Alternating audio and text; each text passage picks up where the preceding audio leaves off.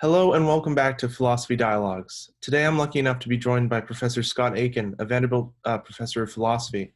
Professor Aikin has written a wonderful book called, that's a lot of light, Why We Argue and How We Should, a guide to political disagreement in an age of unreason. Thank you so much for coming on, Professor Aikin. Dylan, thank you for having me.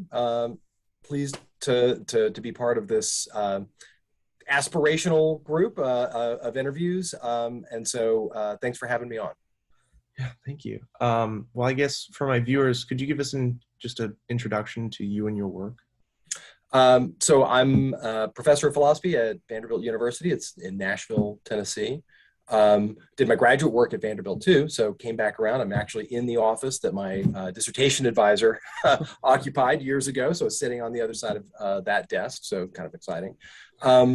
I do a lot. I'm kind of interested in a lot of things. I'm interested, at least for the purposes of this interview, I'm interested in what's called argumentation theory, which is a kind of an overlap between informal logic, formal logic, rhetoric, social epistemology, which is the study of how we have systems of distributing knowledge, and also what's called deliberative democracy, where how we govern ourselves is really through processes of us arguing things out. So argumentation theory is in a kind of a sweet spot between all of those disciplines. So that's one area of interest for me.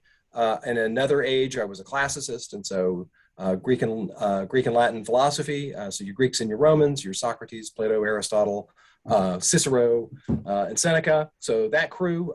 So do a lot of research in that area. And I'm also a specialist in American pragmatism. So doing work on William James, John Dewey, and Richard Rorty. Some of the program of American philosophy, looking at the question, what works? Wow, that's a lot. Where did all these interests develop? Like, did they start in your childhood with like family arguments, or where did it begin? Yeah. Well, so it's sort of a fortuitous confluence of events. First off, I was really just interested in Greek stuff when I was a kid, and so I love sword and sandals movies and things like that, and myths and so on. But there were figures that really captured my imagination that weren't just Perseus or Hercules. I was really fascinated by Socrates and the way that he questioned people, the openness with which he sort of approached questions. I found Socrates to be a kind of in some ways, an intellectual brother in some sense, a kind of a comrade. And that was partly because of the fact that I was also someone who grew up in a pretty religious environment. But they called us searchers or seekers or something like that, which was folks who always had questions and folks who asked weird questions or kept asking why in various Sunday school classes and so on. And was regularly finding that I wasn't getting answers that I liked quite so much, or that didn't make a lot of sense to me, answers that sort of that demanded more questions. Mm-hmm. And I was lucky in that I was both in a family that both my father and my mother were very tolerant of that, and my father being a high school science teacher, my mother being a math teacher, really indulged that, and so didn't really stifle that. So despite the fact that we were practicing Christians at the time, there was a lot of room for me to ask those kinds of questions, a lot of room for me to be able to develop those skills. And also recognize that there were times and places that were appropriate to ask those questions, that they allowed me to make some mistakes and learn from them, and recognize that sometimes asking critical questions backfires. And so being able to recognize that that despite the fact that we should have free inquiry, we live in a society sometimes that the freedom of that inquiry has to have the right time and place. And so recognizing the appropriateness of asking those questions. For example, you don't stop the preacher in the middle of the sermon to ask a critical question, right? So those sorts of you might call them norms of civility. that we can nevertheless respect a good deal of differences of opinion, and nevertheless also have open critical conversations. Yeah, and I find actually a similar problem for me when arguing, because I always struggle to figure out, like, is this a good time to bring up an argument, or should I just like let it go? So I guess Yeah. for you, what are some circumstances that we should try to seek out like constructive, good arguments?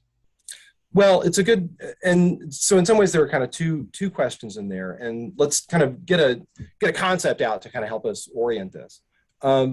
We've got on the one hand, the big concept is this issue of arguments that backfire, arguments that in posing a critical question or in engaging with them, you actually make things worse for either the view that you think is right, or worse for the openness to critical questions, or makes it so that the folks who have the view that needs to be criticized or see the criticism as less valid. And so arguments that backfire are ones that, even if presented in the spirit of free inquiry and things like that, actually stand in the way of them. And recognizing that those circumstances, you might say, ideally, we have free inquiry. We get to ask questions whenever they pop into our head, or something like that. That's what a sort of a wide-ranging, free critical questioning kinds of programs that are. But the reality is that sometimes we're not doing critical dialogue. Sometimes we're just educating, or sometimes we're just thinking something through, or sometimes we're just ensuring with our in-group that we all agree, and that we are getting deeper in, and that we're diving into and getting deeper into a thought. And sometimes the critical questioning isn't appropriate given the kinds of purposes that those are. And so, for example, so a very simple example is any of these moments of flow that you have with ritual, or with exercise, or with so many of these things that have got these sort of moments of where you're not really reflective and you're not really representing anything, you're just doing, or you're just being, or you're just thinking. Critical questioning are things that sort of break those spells. And the crucial thing is that those are places where things of value actually happen. And so asking critical questions in the midst of those things actually disturbs them. And so we have many objectives. We have many objectives of being able to sort of ask kinds of critical questions and getting things right. We also have moments where we are kind of in the flow, and that asking a critical question disrupts that. And in fact, it makes it look like the critical questioning is something that's bad for us. And so, for example, a very easy place to see this is the sort of the contrast between the Enlightenment and the Romantics, or something like that, in early Europe, right? It was like, what are the Romantics about? The flow moments, love and passion and being totally present and things like that. What's the Enlightenment about, and what's that rationalist tradition about? It's about critical questioning and making reason penetrate everything, and you got to understand everything. And those are two very different inclinations that we've got, and that we need to be able to respect both, and we need to be able to respect the way that that both of them fulfill us, and we also need to respect the fact that we can't do them both at the same time. And so arguments that backfire are ones that, in some ways, sometimes it's appropriate to disrupt the flow moments, right? Sometimes it's appropriate to disrupt those, but we need to be able to have good judgment about them. Because what happens is that it actually creates antipathy towards reason. It creates what Plato had called misologues, people who hate reason. Why? Because reason gets in the way of their enjoyments. Reason gets in the way of them feeling together with someone. Reason gets in the way of them feeling whole. And so the challenge for us, given the fact that we all have got these two inclinations, we need to be able to find the right ways for critical inquiry to be open, but for critical inquiry to also respect the fact that we have other needs other than being right about things, or completely reasoning things all the way through.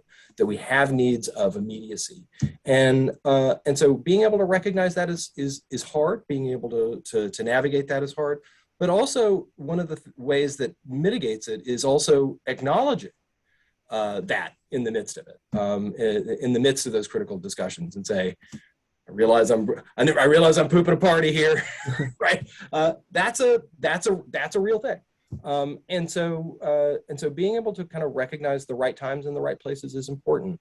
And also making time and space for those critical things. So that's the question from the critical reasoning perspective. I think that also the romantics also need to answer questions, right? And so they need to recognize that they've got that inclination too. And so making sure that we have time to do both is important for us. And I guess when we get to that argument phase, I know in your book you talk about how we're prone to be political creatures, but we're not prone to be good at it. Yeah. So what are some parts of arguments that everyone should strive to add in there? Yeah. So here's a funny thing. So we're prone to be English speakers, but what's funny is that, like, if you listen to English speakers regularly, they mess up their language. Yeah. Right. We speak our language naturally, but we also are fallible creatures. And so anyone who's read anybody writing sees typos or sees that they have got a complicated sentence that doesn't always come together perfectly. Even writing is this way, right? And so these are things that we do naturally, that we do all the time, but nevertheless we need a little bit of feedback, and there are places where we make errors, right? And we've got names for those errors, right? It was like run-on sentence, parallel construction, right? Noun verb disagreement or agreement, right? We got names for all the kind of common errors that we do, for errors that we make when we do something that we naturally do. And so in some ways, that's kind of what studying logic really is.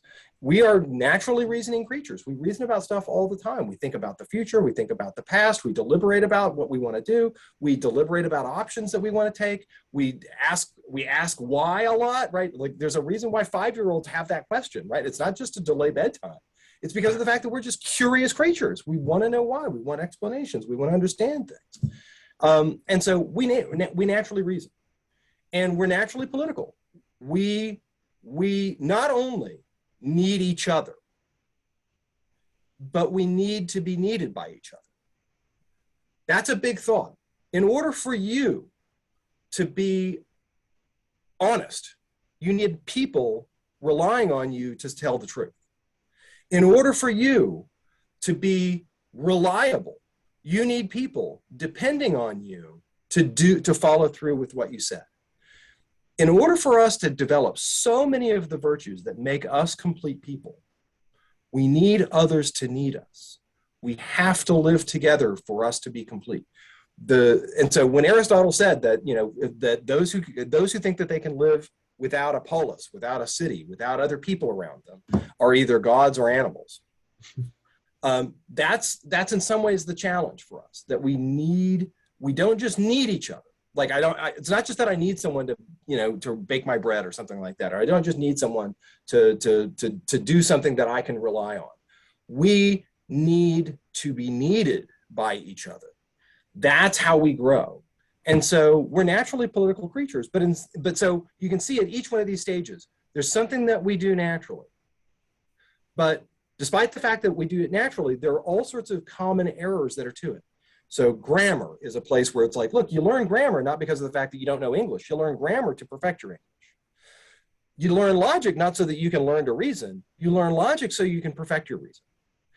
We learn about politics. We learn political philosophy. We learn political science, not because of the fact that we need to learn how to be political. We learn that so that we can learn how to eliminate the errors and do it better.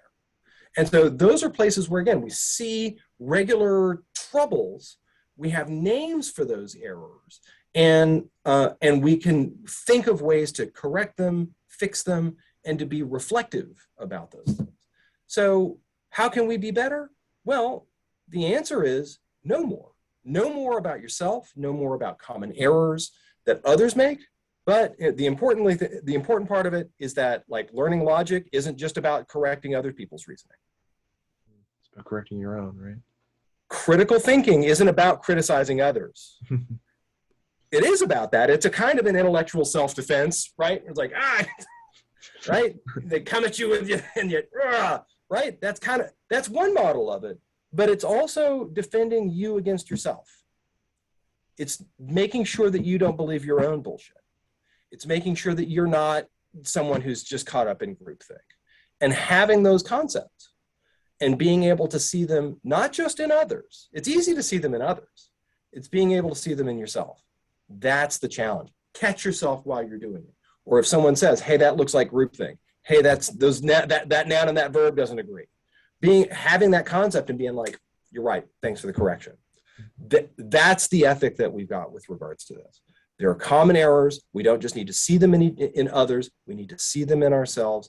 And if we've got a common vocabulary for those kinds of errors, the hope here is that we can not only catch it while we're doing it, but if we can't, others can catch it. Others are either it can see our errors a little bit more easily than we can. That they have a name for it too. They can say, hey, that's some groupthink. Or hey, that was a straw man. Or hey, that was a hasty generalization. And you say, got it. Thanks.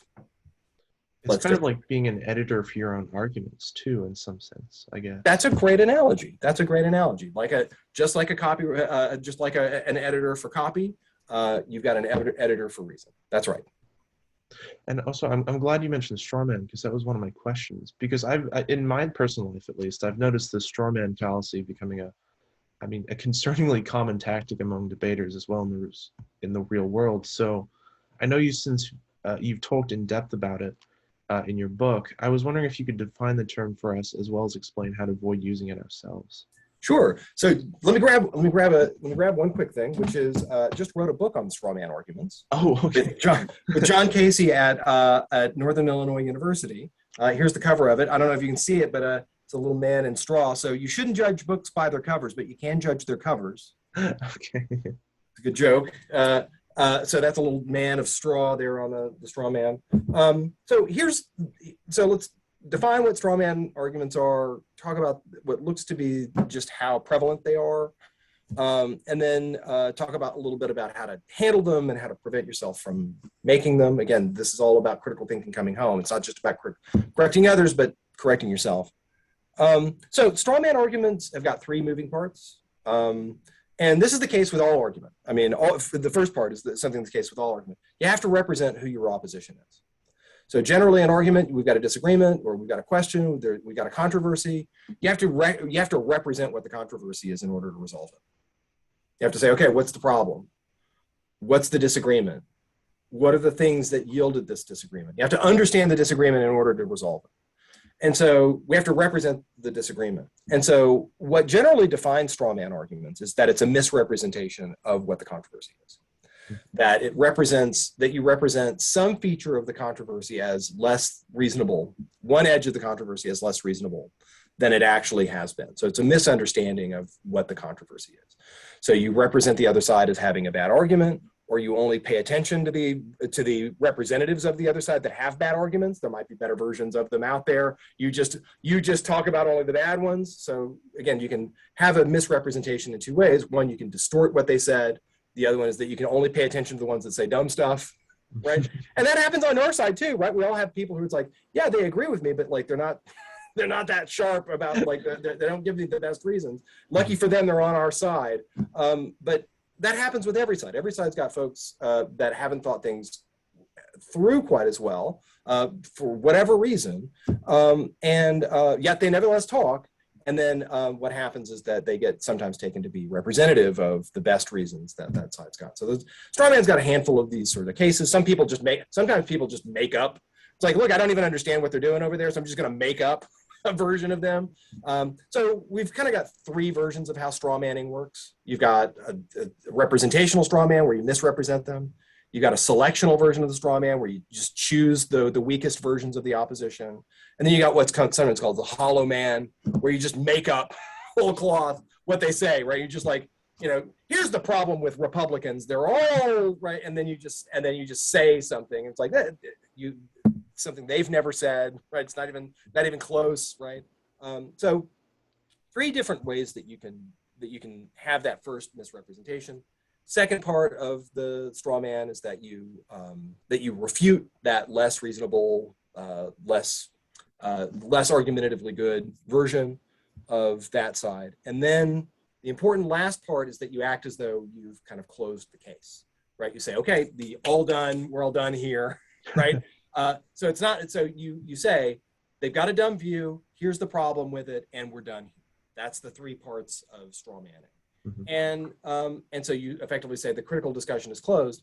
And generally what you do is you close the critical discussion by saying something like, given the fact that this bad view is representative of the best they can do, there's not much more they can say on behalf of this, hopeless case. And so I think that the controversy is closed.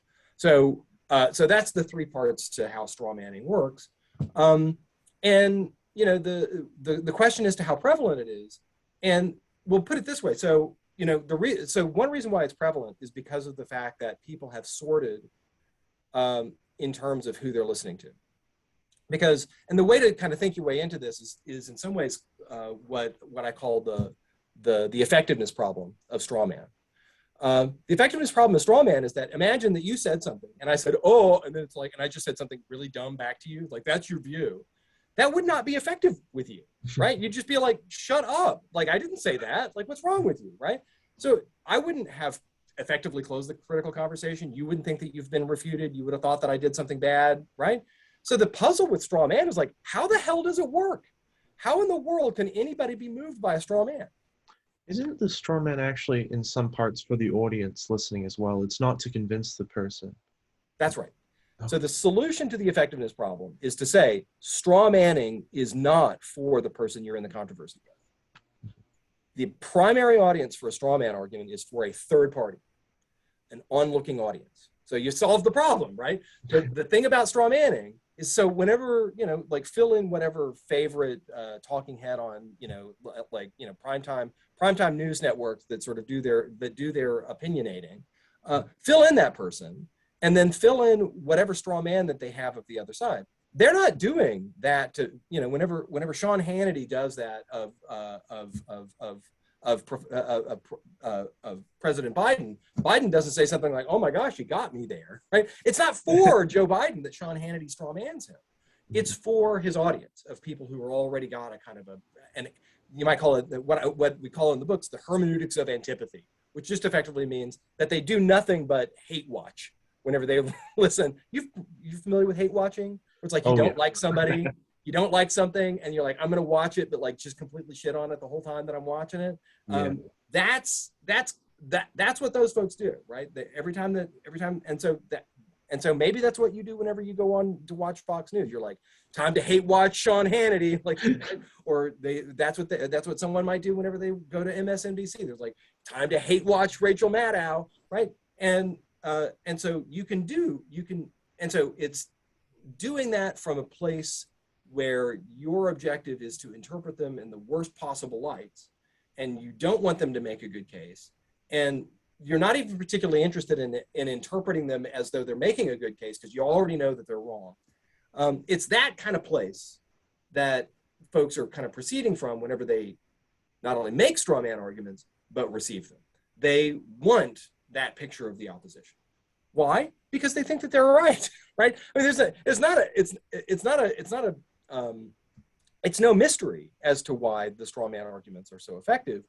Not on the people that they're posed about, but on the people that they're posed to, the audiences that they're posed to. The primary audience for the straw man arguments are people who are already inclined to think that the targets for the straw man are wrong and bad and dumb. And so why are they so prevalent? And the answer is because of the fact that we've already pre-sorted. The reason why they're so prevalent is because of the fact that people like them, they sell, we've already pre-sorted. You're not going to get people who turn away from that. In fact, the nice thing about straw manning is that it's the argumentative equivalent of blood sport. It's the argumentative equivalent of the boom shakalaka slam dunk at the end of some basketball play. It's the argumentative and political equivalent of like a crushing blow landed in a football game. It's the argumentative equivalent of a banger of a goal scored in a soccer match that completely dominates the other side. How satisfying they are to see. How complete and they feel rationally satisfied. And so why are they so prevalent? Because they are cases where we see an overwhelming victory for our side. My God, how satisfying that is, right? And that's a case of someone feeling the satisfaction of scoring that goal or putting in that alley-oop slam dunk or laying that crushing football hit. And those sporty analogy things, the satisfaction of seeing your team do it, or you yourself lay those, perform those excellent actions, but also then we get the adulation and the exhilaration and the us that comes on the other side. And so the challenge of straw manning is that they reaffirm us as against them. They reaffirm our view as obviously correct. And they, in some ways, also make it so that the costs for someone saying something like, and again, this is the challenge, right? Where it's like, hey, we just had like like it felt like reason, but it was really actually passion. We had a really passionate us moment. Now imagine someone saying something like, well, actually, isn't their case something a little bit different from that? Even coming from inside, even coming from within inside. You know what those folks get called? Rhinos. You know what those folks get called? They get called fake Democrats. You know what those, right? So someone who says, you know what, that slam dunk was way too easy. They've actually got different kinds of cases. They've actually got a better argument. Things are a little bit more complicated than that. What happens is that your group identity gets undercut whenever you say, hey, it's actually more, hold on here, right? And that's it. And isn't that like one of the great ironies? The great irony of how straw manning works and how straw manning invokes your identity, your group identity, to then pull you into something that feels like argument, that feels like reasoning. But what is it really? It's a pantomime of argument. That is you exercising your group, you identifying as you, and I'm part of a we. And here we are, and doesn't we feel good? And it's interesting. That's how it's effective. Yeah, I was about to say, because a lot of the times when I see a straw man argument, it's not, there's like no one else in the room too. Like it's usually just one dude in front of a computer screen who can just kind of rant along. And you're right, it's like, it feels like you're watching someone in the shower arguing with their shampoo bottles, and it's just such a powerful argument. And then you actually like switch to a debate and you're like, wait, I can't decide now. Right. So I guess my question from that is like, do you think debate is better than like just a single person making a video essay, or like, is there a balance to both? Debate can complicate that. And so, you know, the crucial thing is that we've got debate and then we've got debate. And this was, in fact, one of the things that started what we were talking about. So let's make the distinction between debate and debate. So again, scare quotes here are the crucial things, which is that, look, a debate is a case where someone recognizes the legitimacy of the controversy. In debate, they give arguments that are supposed to be accessible to not just an onlooking audience, but to the side that you're addressing. And so we'd say, like, look, whenever we debate, I need to give you reasons, or whenever we're arguing, I need to give you reasons that you can see as reasons. Because what are we doing this for? We're out to get the truth, and we're out to resolve the disagreement. The hope here is that we resolve the disagreement by getting to a truth that we both recognize. But at the very least, we can resolve the disagreement if we can come to a stable place of agreement. Maybe it's the truth, maybe it's not, but at the very least, we've hit one thing. So the objective here is to give each other reasons that we can recognize as reasons. So what we're doing is we're aggregating our evidence. And so that's in some ways what argument is about. So the important thing about that is that with that kind of debate, what we're doing is we're kind of walking a line between, hey, I'm right and I want to win, but I also want the truth. And that actually may require that I modify my view, right? It may, doesn't have to be, Yeah. But it may mean that I have to modify my view, especially given the fact that if I want them to modify their view, they have to come in and see my reasons as reasons. Right? So if I'm out to argue and win, they need to be able to see my reasons as reasons. But that agreement has to be with me too. I have to see their reasons as reasons too.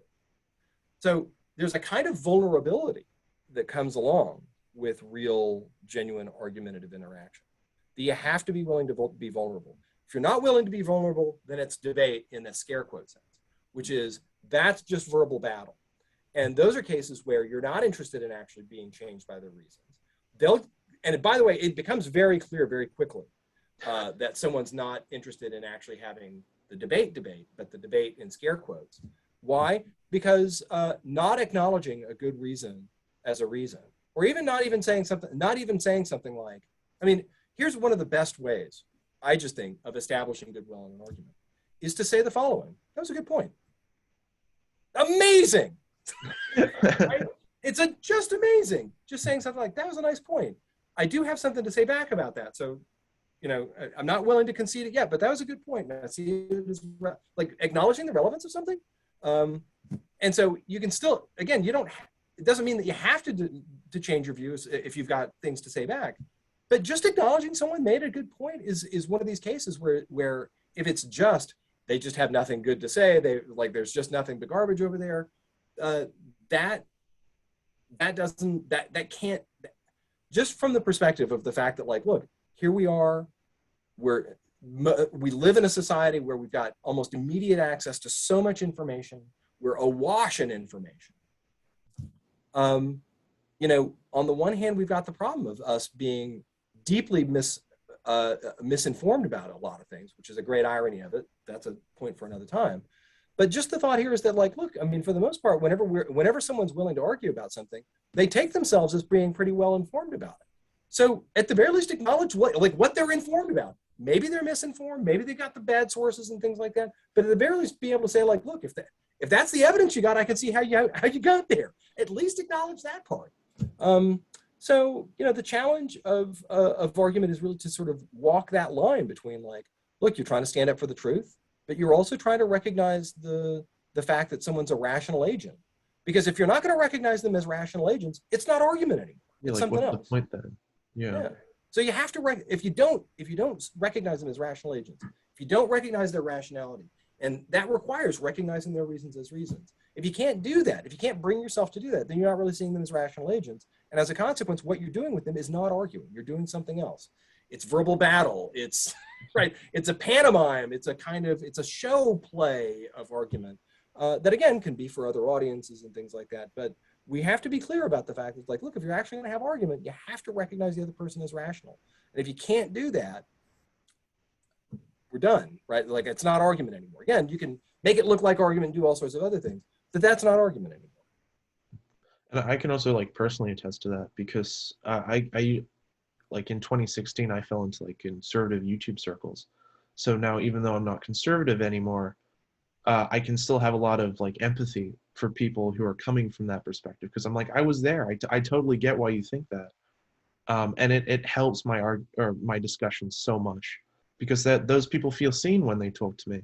At least I hope they do. So yeah, I think that, I mean, look, there are a lot of other interpersonal things. So, you know, one of the challenges of argument is again, managing that backfire problem.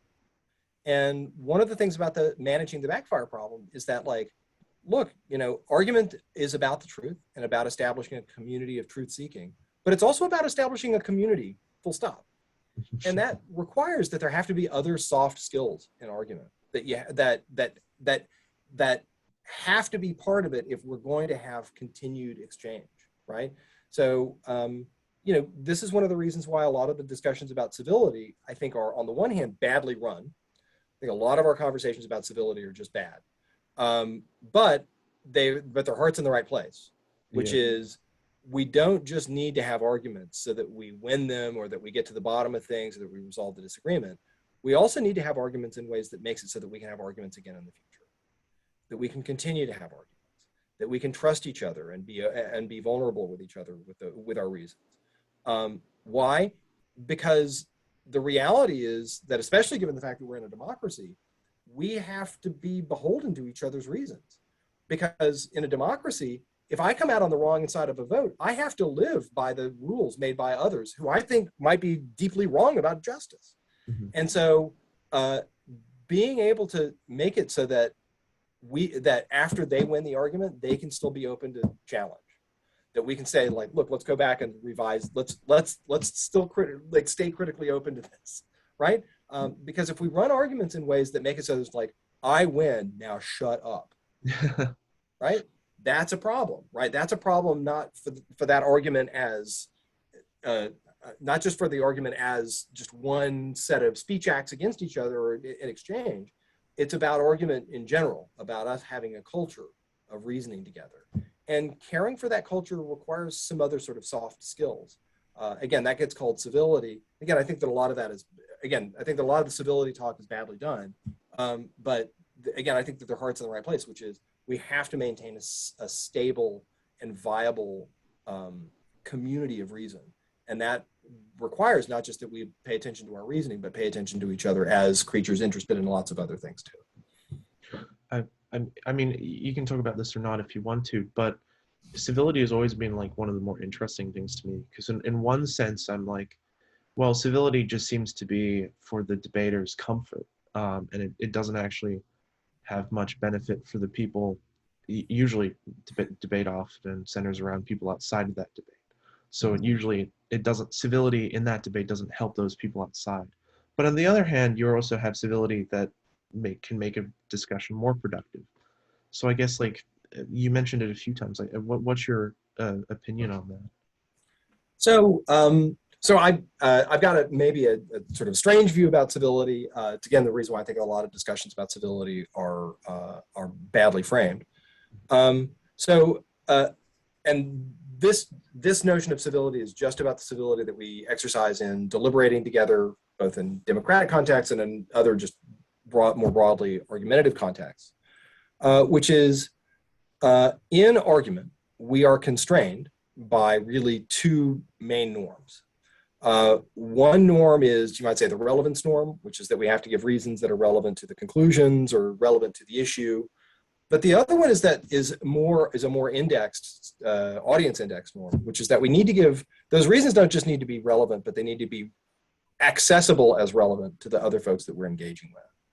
So again, the thought here is that when we're arguing, we're using reason to resolve a disagreement. But if the other side doesn't see the reasons as reasons, then we're failing in that regard. So we got a relevance requirement and we got a dialecticality requirement. That argument is about a kind of dialogue. And that this is the reason why begging the question, for example, is a bad argumentative move. Begging the question, like you can give a circular argument that's relevant, and in fact, it's relevant in such a way that it actually guarantees its conclusion, right? So it can be formally perfect, in fact. So circular arguments. This is the big reason why we have to take other people into account whenever we think about argument. Is that arguments aren't just formal structures of truth between propositions.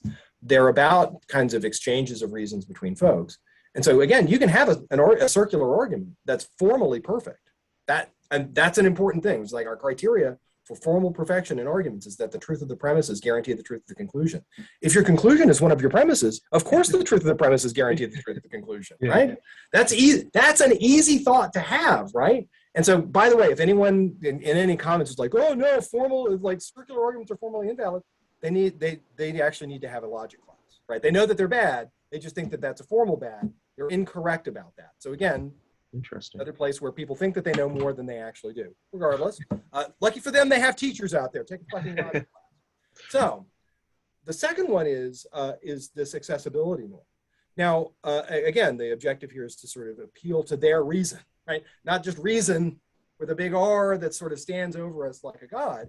It's that, no, we need to appeal to the reason that's internal to us. And we work on that in our various different ways. And this requires, and this is again the reason why the soft skills are important, which is that you have to understand them. You have to understand them. In some ways, in order to give a good argument, you need to be able to see things from the perspective of the side with which you disagree. Otherwise, you can't get them to reason to the thing that you want them to reason to. That you don't see a path, right? There's no path there, and so as a consequence, the reason why civility is important. So civility's got again this accessibility is a point about this accessibility norm. But another reason why civility is important is because of the fact that you need to be able to maintain relations with the other folks so that they can be understandable to you.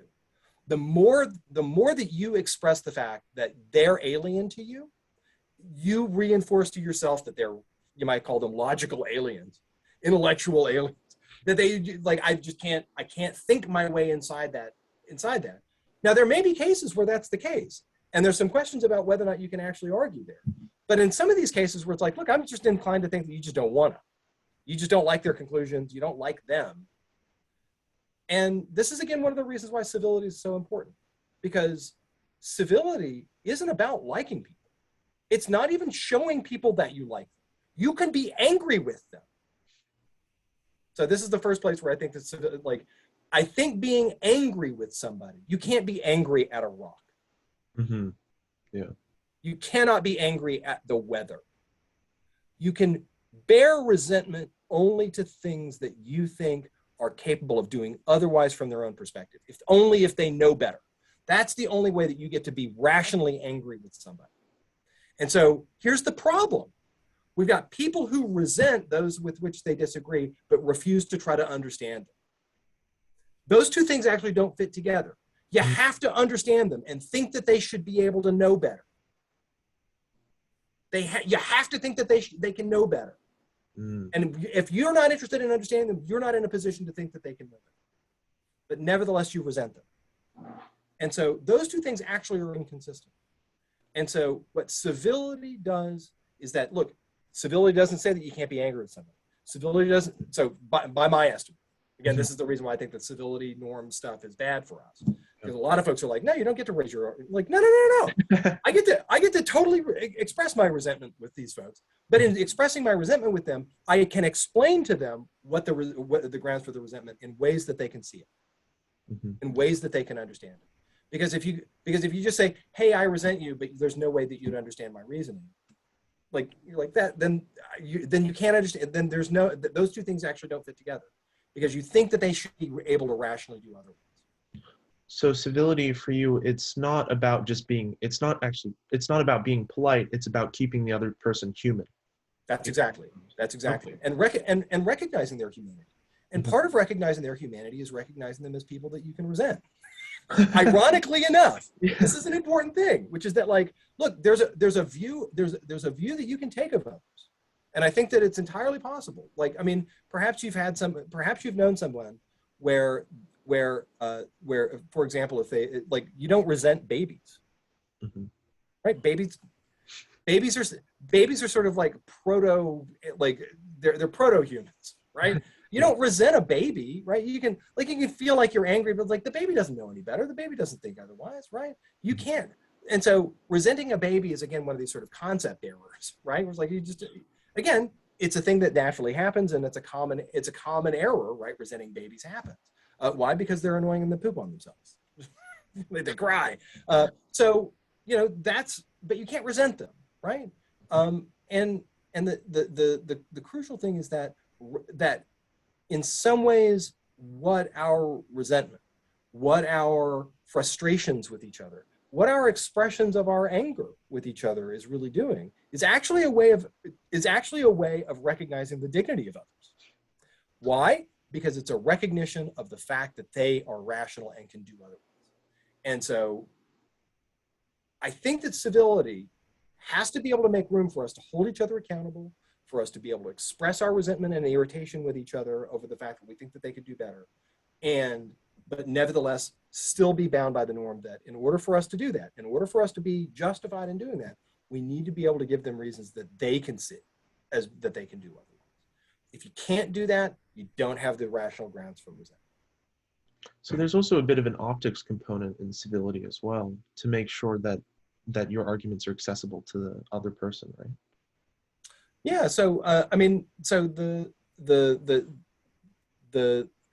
challenge of that kind of civility is, on the one hand, so from the perspective of those who are the sort of the true believers on your side, exercising civility looks like a kind of concession. And so there are two optics problems. One of them is the optics problem of being able to say something like, hey, look, this isn't a rhetorical trick. I'm not like using some sort of Jedi mind trick on you over there, right? We're actually trying to have some sort of legitimate conversation.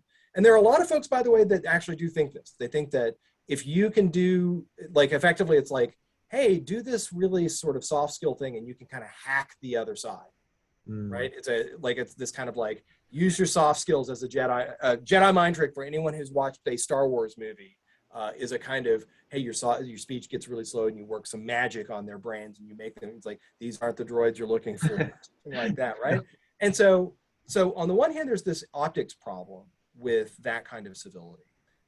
which is that it looks like it's a kind of trick. It's a kind of, hey, let's bring the temperature down so that I can sort of soft talk you into something. The second optics problem is an optics problem, again, of it looks like if you are exercising civility with folks that are wrong about what's just. From the perspective of justice, this is like, look, this is insufficient. This is insufficiently standing up. This is insufficient resistance. This is insufficient opposition and opposition.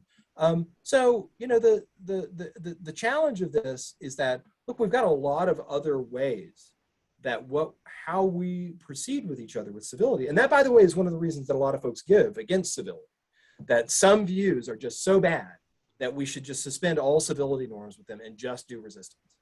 And that may be the case. It's like, look, you know, we didn't argue the Nazis out of their Nazism. We had to answer them with tanks. And so, you know, there may be some disagreements that are at the place where we just say something like, look, now the disagreement just comes down to who builds the better tank. And that may just be the case, right? And so, again, how to theorize where exactly that border is a little bit harder. But we can acknowledge the fact that there may be some disagreements. There may be folks that are just in a place where but the crucial thing is that if we are in that spot, then we have to look at them more like bad weather. Okay.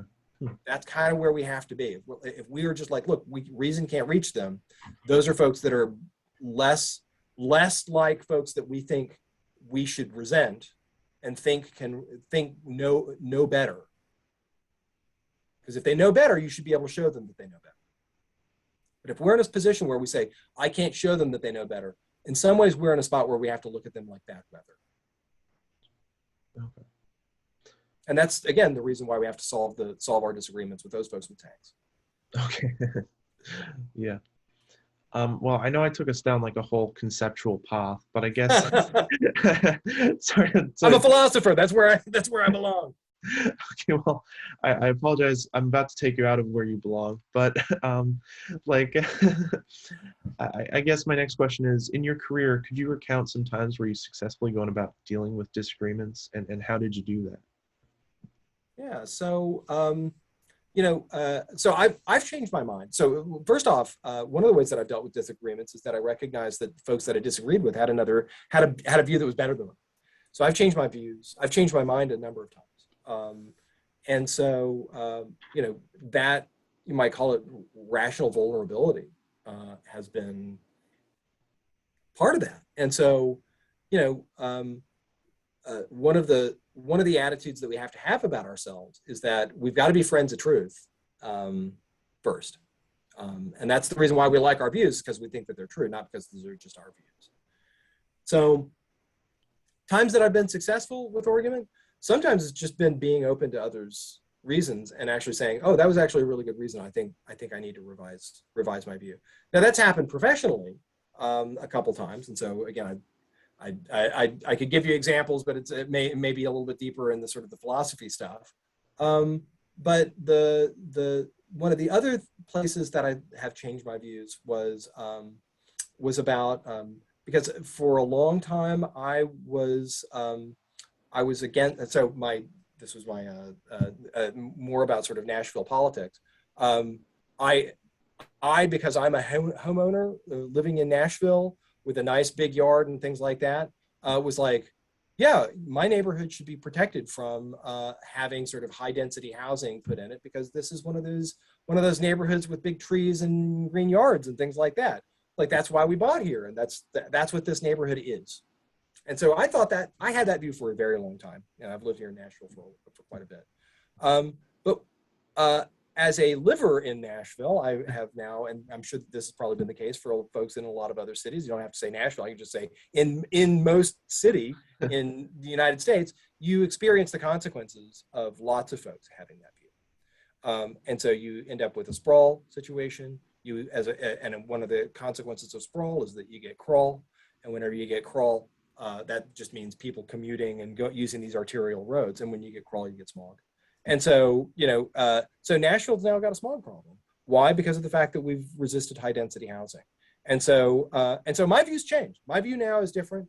I've been in lots of conversations with folks in my neighborhood community, with city planners and things like that. And I've changed my mind on that. And, you know, my mind being changed on it was really because of the fact it was like, look, this is not a sustainable way to have a city.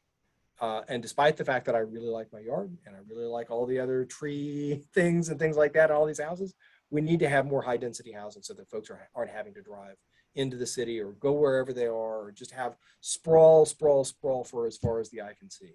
And so in this regard, I changed my mind. And I changed my mind because on the one hand, me being wrong in some ways deeply affected me, right?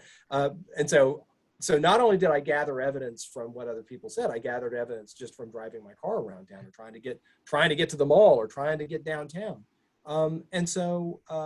So in this regard, that's a place where my mind was changed, because I have a city planner who lives about three houses down from me, and she regularly still brings up the fact that I was opposed to the high density housing stuff. It's like, look, you changed my mind, you know, like, don't hold it against me. It's like, this is kind of like spiking the ball, right?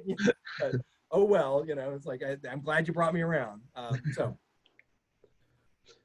Yeah, and I guess conversely, sometimes I feel like it's also difficult to decide when it's okay to hold a viewpoint. Because sometimes you can get in situations where you're like, okay, there's so many different sides, and I want to believe this, but I find arguments persuasive on other areas. So is it okay to like say, okay, this is my belief system here, or like when is it okay to put your foot down and say, this is what I believe?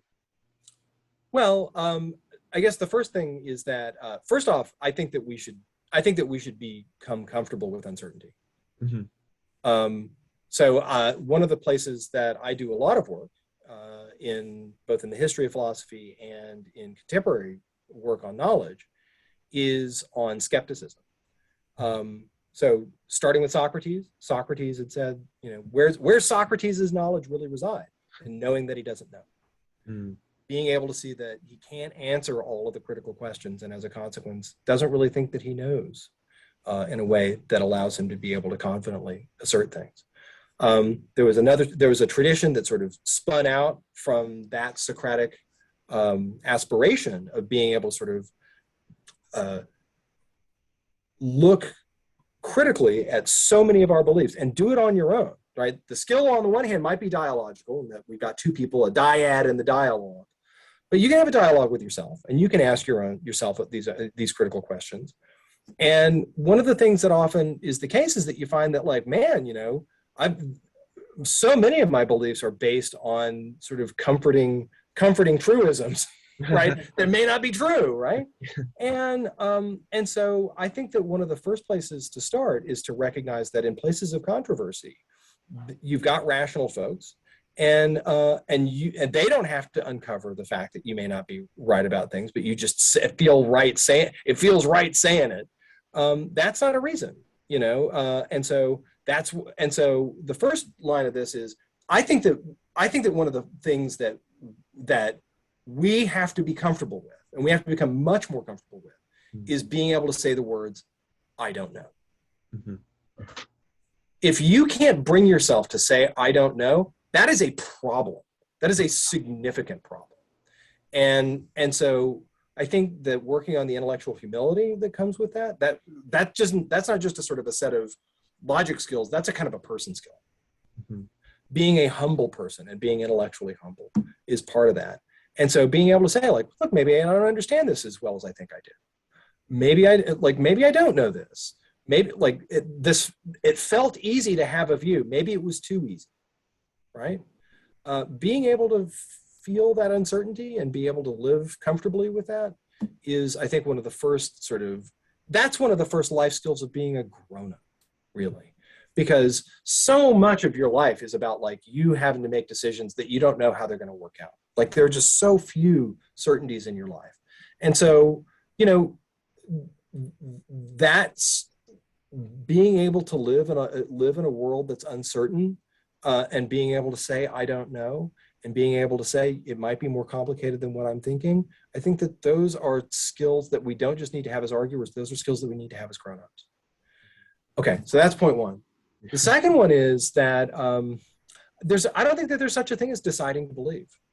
I think that I can't, there's not a dollar amount that I can give you to make you believe that the number of stars is even. Right? It's like, look, you could really want to, it's like you can say the number of stars is even, but I can't, there's just no way I can make you, or you can make yourself believe something. What happens is that beliefs weirdly befall us. And they befall us in ways that sometimes are rational. Sometimes we get our evidence, sometimes we get arguments and things like that. And you're like, okay, think about it. You're like, I think I agree now, right? Like a weird magic trick happened on us. But sometimes the beliefs happen because of other causal things. Peer pressure, the peer pressure of groups, group identity, sometimes just the feeling good in saying it around other people. So you say it and then people go, yeah. And you're like, oh, I think I believe that. Right? Things like that. It turns out that our beliefs, because they're not up to us, are places where we can be manipulated. And what the skill we need to have is not the skill of consulting what I believe. That is ironically enough, you believe it because you think it's true. But here's the big thought, which is what you believe is not a reliable indicator of truth. So don't, to consult the truth, don't look at what you believe, despite the fact that you think that you already think that's true. What you need to do is look at evidence and try to make it so that you're looking at that, and that if you can ensure that you're looking at that, instead of looking at how you feel when you say it, or how others respond to you positively or negatively whenever you say it out loud, trying to direct your attention to those things is a way of, you might say, cognitive hygiene. It's a way of staying away from getting your beliefs infected by things that don't direct it to the truth. If you keep your beliefs and you keep your attention on you might say the argumentative or the evidential straight and narrow, what happens is that the beliefs get affected by those things more often than, you might say, the bad influencey things, which is one of the reasons why I think that it's really weird the way that civility is supposed to work, because civility really is about us feeling good about arguing together.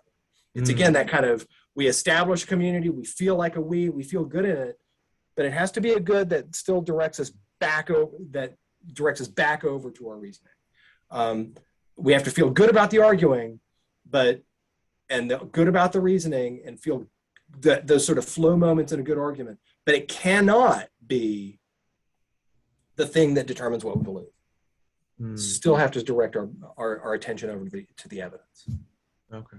So perhaps, I guess, instead of focusing on maintaining beliefs, you can instead focus on analyzing what led to those beliefs, like the evidence you used.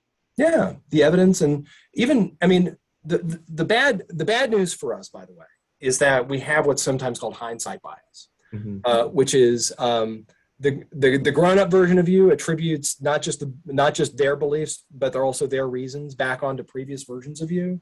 And so what is regularly the case is that that if you think that you've got good evidence now, even if you did acquire the belief because of peer pressure or whatever, you'll attribute to yourself the previous version of you, that story. It actually takes some very hard thinking on people's parts to be able to attribute not only a false belief, but also bad reasons to themselves under those conditions. It does require sort of a real significant double-mindedness to be able to do that. You have to effectively see yourself as a third person. You have to tell the story of your autobiography as though it's a biography of another person. And that requires a weird disassociation with yourself that, again, I think that it's good for us as rational creatures, but it does kind of create this weird identity problem where it's like, who am I? And, this is this person who seems to be making all these mistakes that I think are bad. So where's the me? But that's another philosophical problem. How do we have a unitary self? And one answer might just be that we don't. But the reality is that in order to take those two perspectives on ourselves, living life from the inside, having our beliefs from the inside, again, you believe them because you think they're true, but just because you believe them doesn't mean they're true. And being able to think those two big thoughts together requires that we kind of take a weird step outside of ourselves and see ourselves from the perspective of he, she, they, right? Instead of I, me, mine, you know? And so the challenge of being able to do that is in some ways part of the challenge of like just what, you know, what a liberal arts education does. It really does require that we take critical perspectives, take narrative perspectives, being able to tell a story and seeing those stories, not just in how they impact us, but how they impact others, how they would have impacted you had you taken another path. Those sorts of strange perspectives that we can take on ourselves and others are ones that then have to come home whenever we do reasoning, whenever we think about ourselves from a critical perspective. Okay, yeah. Yeah, no, sorry, I'm just processing. There's a lot to process. It's very interesting. No, it's hopeful. It's depressing. It's depressing because of the fact that we're broken creatures, but it's hopeful in that it's hopeful in the sense that we don't need a God to save us. We're broken, but we also have the tools for our own correction inside of us too. Mm. Yeah, and also like to go back on an earlier point, I know that like a lot of beliefs are influenced by talking points, and I know now and in the past I've also like looked back and like, oh yeah, the reasons I hold these beliefs are because of talking points I hold. And I've seen like when discussing with others those same talking points, and I'm like, oh, I can actually recognize who you got these ideas from. So I guess I'm going back to a more practical sense. How do you begin a discussion with someone who seems really entrenched in their own talking points, while like maintaining a good faith discussion with someone? Like, how do you open that up? Yeah, so I mean, there's a lot more research out there than what I've done. So I've focused mostly on the normative stuff, but here's some things that I know are around. One of them is, again, this point about being able to say, because if the question is, how do I have a hard conversation with somebody? The answer is, well, you have to, in some ways, first ask yourself the question whether or not it's worth it. So, you know, reasoning with somebody, having a hard conversation with somebody is costly. It's costly in time. It's costly in energy. It might be costly to you personally, right? Because there may be consequences of that. It may be costly argumentatively because, again, there may be other backfire problems, right? With like you having a conversation with them may entrench them, right? As opposed to pulling them out. And so, you know, I think that the first step is to just say, like, look, is it worth it? You know, and sometimes looking at whether or not it's worth it is that you kind of ask yourself who you are, and what kinds of dangers may befall you. So again, this is, in some ways, you have to have a meta argument, an argument about the argument before you even have the argument. You have to say, like, is this worth having? And you have to argue with yourself. Is this an argument that I feel that I can do this without reprisal, without making this person dig in, or this person may just be so rhetorically savvy that I can still make all the good points that I need to and still think that I did fine, but everyone else will think that person won because of the fact that they can just turn a phrase, right? Mm-hmm. And so that's, again, another kind of argumentative backfire problem. And so I think it's generally worth it for us to ask ourselves sometimes whether or not it's worth it. So, you know, so that's the first question. But if you say, okay, it's worth it, how do you do that? And I think that the first thing is in some ways to ask them what they think your reasons are. Okay. You don't have to say, hey, I'm curious, and then you say, what are your reasons? Because that's in some ways like infantilizing them. Mm. You say, look, I think that we've got a disagreement. What do you think my reasons are? That's really interesting. That kind of like makes them present their strawman, like, yeah, right? Because then you have to say, like, how, because it's in some ways it's a way of asking how well do you understand this controversy. Yeah. And they now are in a position where they have to answer you. Now, again, if they're going to give you the straw man version of you, that gives you either two options, right? You either say, now I get to educate you, right? Here we go, right? I'm going to correct this view about my view, right? Or you now get evidence about them, which is they're not really interested in arguing with you. They're really just interested in presenting this perspective. And again, it may be for another audience. It may be for somebody else. Maybe they're just not interested in talking to you. And again, you can go back and reevaluate whether or not this argument's worth it. But if you say, yeah, this is just somebody now where you say, I'm curious, and they're like, oh, they're going to ask me to defend myself. And you're like, no, I'm curious as to what you think my reasons are. What are the reasons over here? Like, why in the world would we be arguing with you over this if we had the reasons that you think we have? That seems silly. So, what reasons do you think we really have, right? Mm-hmm. And I think that what that does is that it asks them to do the dialectical thing that you're supposed to be doing. You know what I mean? Like they have to now say like, I have to think from inside of their perspective what might justify them to, right? And it may catch them off guard. It may, and that's not the objective. It's not to be like, gotcha. Mm-hmm. The objective here is that if the point here is supposed to be that we have a conversation that's supposed to be justly critical and living up to our dual objectives of relevance and dialecticality, we need to be able to make sure that we actually can do that. And so let's see how well, do you really understand this side? Because if you understand this debate, you need to understand my side, but it doesn't look like you understand my side, so that's a problem. Yeah, no, by the way, I'm absolutely stealing that. That's a strategy. Well, by the way, I'm stealing your argument in the shower with your shampoo bottles, so don't do it. We can mutually steal from each other. That's right. Yeah, that's our. We've now agreed to that. So thank you. Okay. It's on video. It's on video. Yeah. Got the record. I guess. Well, I've kind of gotten through all my questions, but finally, do you have any lost tips for young people who want to go about having respectful disagreements? Well, I think that the first thing is and the qualifier is respectful disagreements. And so I think that the first thing about respectful disagreements is that, again, this dialecticality norm. You need to know. So first off, know your view. Know your view, know the evidence that's for it, and also know the complications. Because the reason why there's controversy is because things are complicated.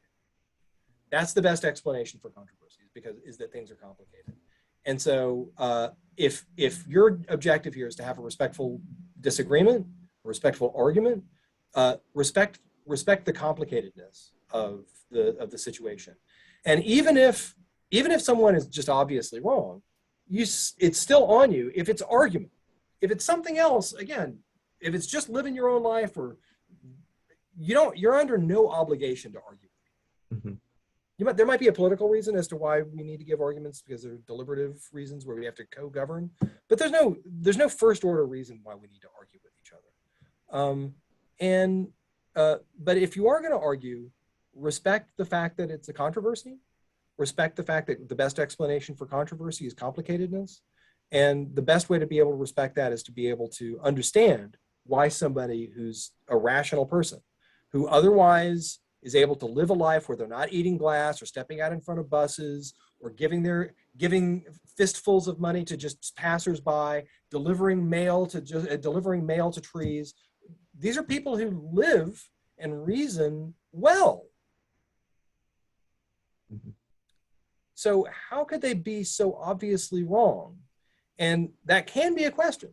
Maybe they really are obviously wrong, but in some ways isn't that interesting? Isn't that weird? Is there a way that we can be able to figure it out? It looks like there's a kind of maybe there's an intellectual illusion that gets created. How do we address it? See, things just got interesting. And there are ways to be able to do that. And you can do that while still feeling irritation and resentment with these folks and thinking that they do know better, or they can know better, they can do better. Why not? You can still be angry with them. I think it's so important that whenever we think about it, that expressing anger with somebody, not contempt, contempt's another thing, but anger with somebody is a way of respecting their rational dignity, because it is saying you know better. And so I think that that's an important thing for us to be able to recognize, that civility and even respectfulness still has a room for us to be able to express our irritation with each other, and the fact that that others can do better, that it's a way of showing that you are still holding them accountable and as rational creatures.